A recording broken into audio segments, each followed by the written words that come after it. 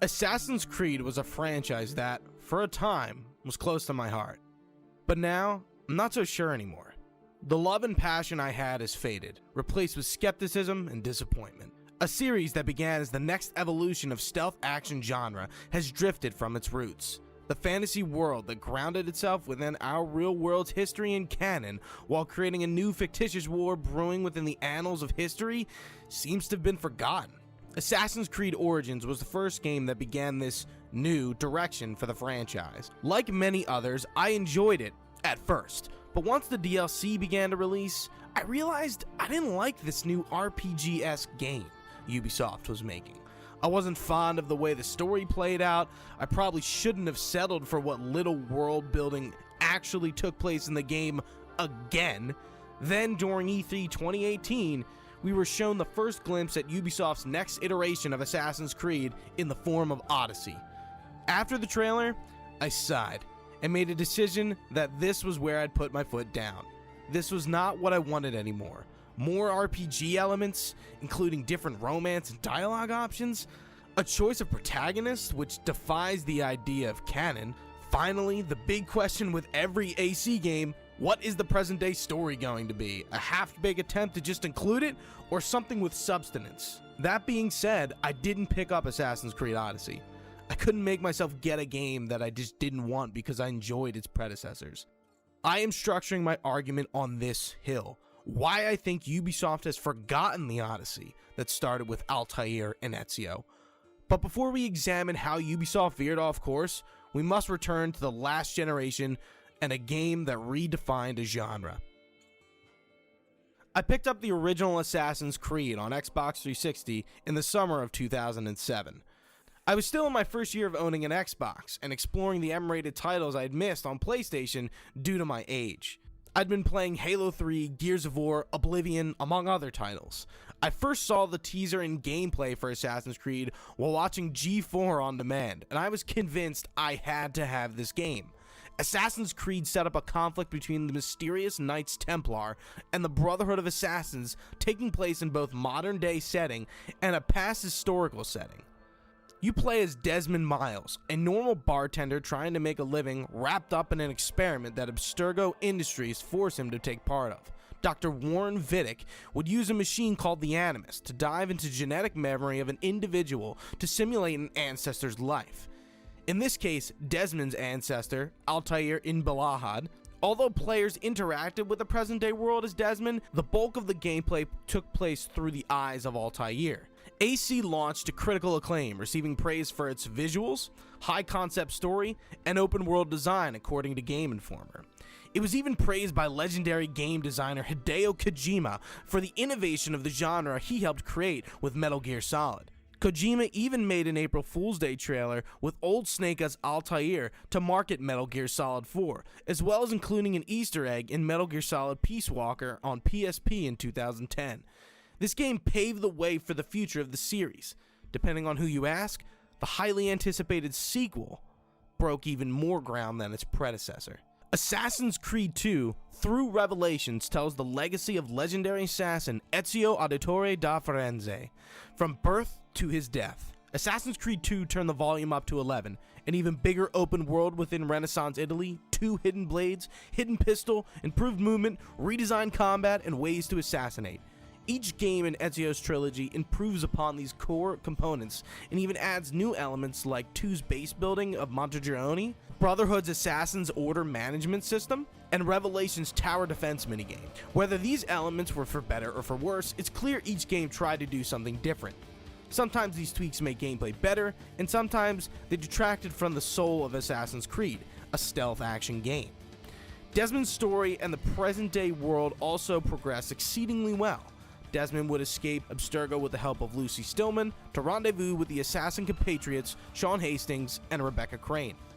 They would help Desmond further access the memories of his ancestors, but instead of furthering the Templars' goals, he would be assisting the assassins at regaining an upper hand in their war. Through the bleeding effect, Desmond would learn to fight and be an assassin. also learning about the life he had turned his back on and the current state of the world under Abstergo's influence as the Templars operated the company as a front to further their agenda. AC2 let players discover more about major historical events that were influenced by the assassins and Templars that were involved, what key figures wielded pieces of Edens, details regarding the first civilization, as well as Adam and Eve and what role they played. Brotherhood hosts similar minigames and plots about the Templar and Assassin influence throughout history, but the truth here results in communication with the data of Subject 16, aka Clay Charismatic, who enlightens Desmond about a threat closer than he realizes. All this side content advances the world and present-day story if one spent time to complete it, creating a rounded experience between the game's main narrative and the chronicling of its world. Next up, we have Assassin's Creed 3, the conclusion to Desmond Miles' arc and the game that everyone hates for some reason except for me. I don't get it. It's good. It's good. Stop hating on it, please. Connor is a solid character with a past, and it works. The American Revolution and colonial America make for a great and refreshing location. Previously, players were limited to scaling buildings, but now they had the forests of East Coast America to climb and use as their playground. New weapons like the bow and arrow, muskets, and the tomahawk were added to the assassin's arsenal. Gameplay mechanics like hunting and ship sailing, which will make a return in future installments, make their first appearance here. Despite all the good faith incurred from Ezio's trilogy, as well as a multitude of new features and mechanics, AC3 marks the starting point for where the series begins to stumble. Desmond's story ends in an unsatisfying climax, setting the stage for directionless present-day plot for the future games. A void is opened by the loss of Desmond and being filled by players' stand-in characters and uninteresting protagonists. The story that began with the first Assassin's Creed was over, and there didn't seem to be a character that could replace Desmond's role and purpose. Assassin's Creed 4 Black Flag began the descent of the franchise. As the first game without Desmond Miles, players engaged with the present day as a nameless video game developer at Abstergo Entertainment. There, they worked on creating video game experiences from DNA into multiplayer environments. They first used Desmond's DNA to explore the life of Edward Kenway, Haytham Kenway's father and Connor's grandfather. Using this data of the golden age of piracy, Abstergo created games to market to teens and young adults in an attempt to train and find potential Templar recruits. This theme is delved upon as well in Brotherhood and Revelation and 3's multiplayer stories. Black Flag was more of a pirate game than it was an Assassin's game. The ship mechanics and gameplay were incredible, and they even sparked interest for games like Skull and Bones and gameplay segments for Kingdom Hearts 3. But besides that, it was a rehash of AC3. It also furthered upon Juno's position in the universe in the gray, but that's never really elaborated upon again. That story is still left unexplained and dead in the water since AC4. Assassin's Creed Unity is a low point in Assassin's Creed in both gameplay and story.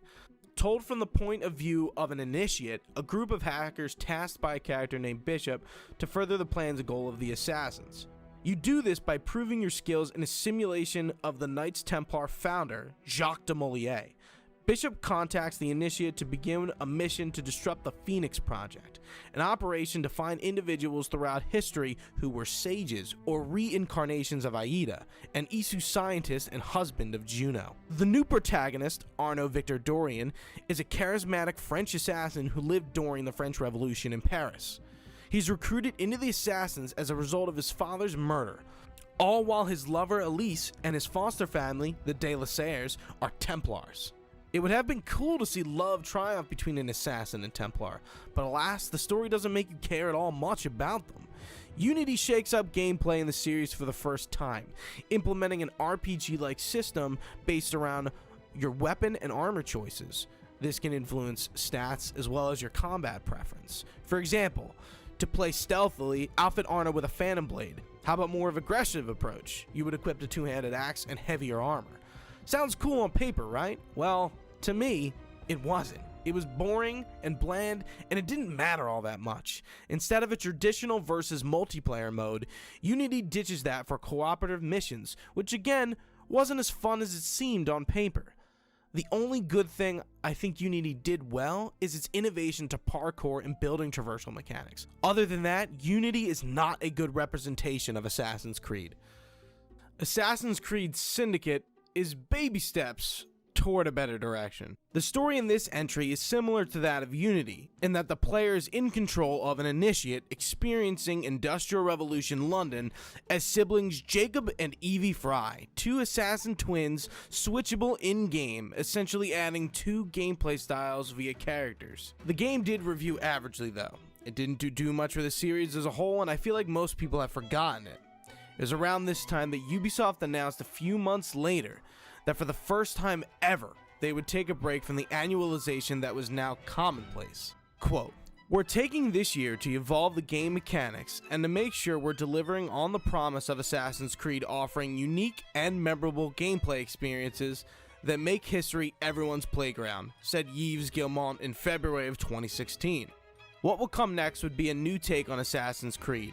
A truly new perspective for the franchise that captivated so many would be fully realized with open world, more dynamic and action-focused combat, and less focus on present day.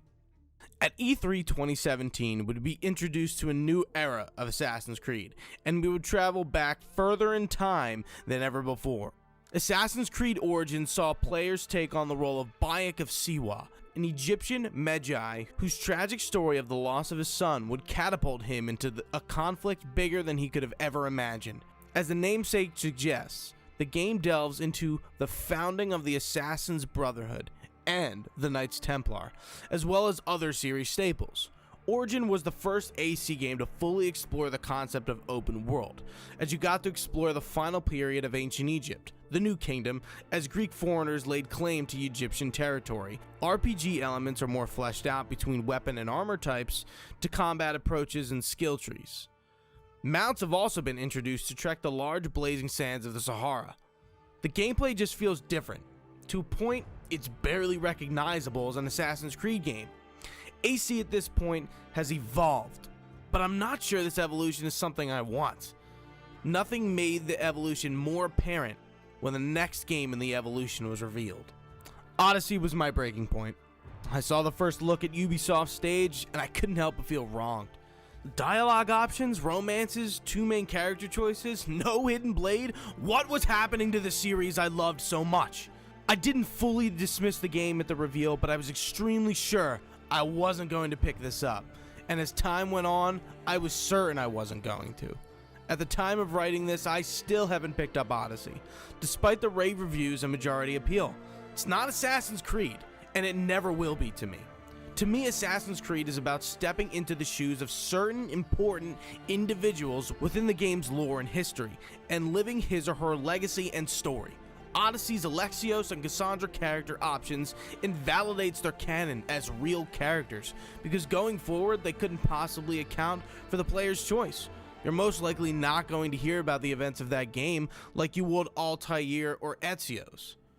I didn't mind not having a say in the character's choices or actions, thematically, because the game's lore, you are doing exactly that, watching and reliving events that already took place. You weren't changing history, simply living it. The addition of dialogue and romance options, in my opinion, further gives devs a reason to ignore these choices with each installment. Your choices, in fact, don't matter. The genre isn't a sprawling RPG like Witcher or Dragon Age. I also don't like the fact that these RPG's aesthetics have entered the series. The game is called Assassin's Creed for a reason, right? Odyssey ditches the default hood and the hidden blade. The hood is an option in this game, but it's not even displayed on the front cover, which to me tells you how much they really want to get away from its old regalia. The hidden blade, the iconic weapon of the assassins, has been scrapped for a spearhead. Yeah, I get it, it's a piece of Eden, but still, I cannot get behind that. The present day story is pretty irrelevant according to the research I've done, but they seem to be expanding on that lore via DLC, which is good to hear. Hopefully it ends up meaning something. And at the end of the day, I want Assassin's Creed to matter again. Its story and world is so rich, I hate to see the game continue to just become another stereotypical bland Ubisoft open world game. The last thing I want to see is Ubisoft forget their Odyssey.